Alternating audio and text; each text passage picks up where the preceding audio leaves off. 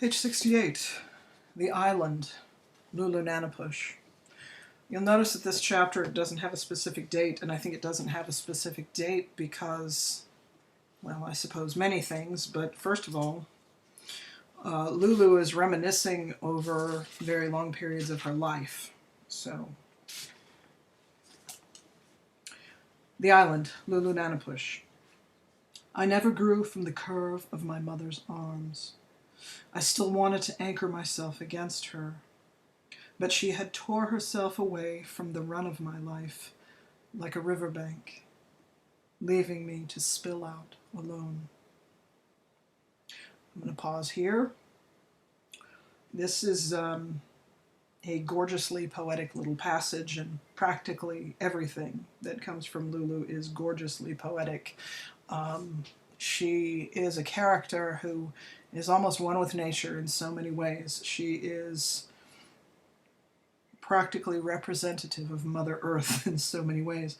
But this moment here, we have a sense in just a few lines that what loss in life is the loss of her mother, and that she spends her whole life feeling as though she is in the curve of her mother's arms, while at the same time her mother is gone. And spoiler alert, we never find out what happened to Lulu's mother.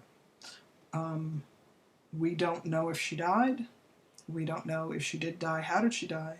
But she's not anywhere, and nobody ever talks about her. So there's that. Following my mother, I ran away from the government school. I ran away so often that my dress was always the hot orange shame dress, and my furious scrubbing thinned sidewalks the matrons forced me to wash. Punished and alone, I made and tore down and remade all the dormitory beds. I lived by bells, orders, flat voices, rough English. I missed the old language in my mother's mouth. And this, I think, also hugely descriptive paragraph. You get a sense entirely what a government boarding school run by white people and intended for Indian children was like. Shame, punishment, having to hear English, which is a Germanic language, by the way, and it has a lot of hard consonants, a lot of hard sounds. I don't know how many of you might have had a different first language other than English, but if you did, chances are very good that it was a softer sounding language than English, no matter what it was, unless it was another Germanic language. Okay. Sometimes I heard her, Nadonis, Nadonis, my daughter, she consoled me. Giza wenin min. Her voice came from all directions, keeping me from inner harm. Her voice was the struck match. Her voice was the steady flame, but it was my old Uncle Nanapush who wrote the letters that brought me home. So we have a sense then that she has a relative who's willing to adopt her and who is dismayed about her treatment in the government school and wants to care for her. When I came back to the reservation after my long years gone, I saw the leaves of the poplars applaud high wind. I saw the ducks barrel down, reaching to the glitter of the slow water. Wind chopped the clouds to rolls that rose and puffed wider, wider. Blue Juneberry, tough diamond willow. I watched my own face float over the grass, traveling alongside me in the dust of the bus window, and I grinned, showed my teeth. They could not cage me anymore. Nanapush was waiting for me at the crossroads. Nanapush is her uncle. He stepped from the moving shadows of cottonwood. When the haze cleared, I also noticed his wife, Margaret Cashpaw. Now, obviously, the reason that the character says his wife is because Margaret Cashpaw is not her aunt. Nanapush must have remarried, yes? She stood reluctant by his side, staring at me.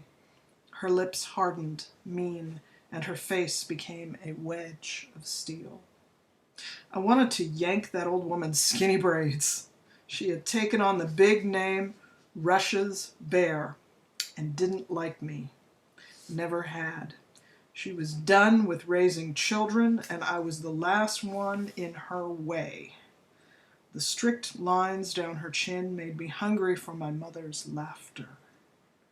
I ran to Nanapush, buried my face in the cloth of his rough shirt, and breathed wood smoke and dried ink, trapper's musk and sun-heated dryness. I held him close, around his hard waist. I held him near as I might a father, the pattern for all other men. Climbing into the wagon behind him, I put my hand into the pocket of his shirt, where I knew he kept a string of tough black licorice. "She can sleep in the shed," said Russia's Bear as we drove home. "We have no shed." Nanapush leaned over to his wife, teased her. "We'll have to put Lulu between us." The look of rage Russia's Bear shot at him needed no words. She was a passionate, power-hungry woman, and although I have more feeling for the type now that I have become one myself, I never forgot how hard it was to live beneath the stones of her will. From that moment I hated her with a dedication, plotted her downfall with a girl's vigor. Still, it took years. All right, so we get the sense from this chapter that Lulu is attracted to gentleness, as is June, right? We may remember from the first chapter. Gentleness, kindness, compassion, care. That these are the things that she responds to and that she might well respond to since she's apparently an orphan.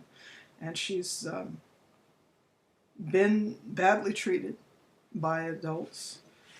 And she's looking for an adult figure, a parent figure, who will be gentle with her. And she gets that gentleness from Nanapush, from her uncle. And he's pretty much, when in her childhood, after her mother is gone, he's the only person that's there for her. And so that's the gentleness that she responds to. And if you look at what she has to say about Russia's Bear and Russia's Bear's comment, we should make her sleep in the shed. No, why? But it sounds like something that mean people do to dogs. Sorry, just my opinion. But, you get a lot of information here about what Lulu responds to, what appeals to her, where she finds comfort in life, and what kinds of things make her feel ashamed and make her feel hurt and make her suffer. So, enjoy the story.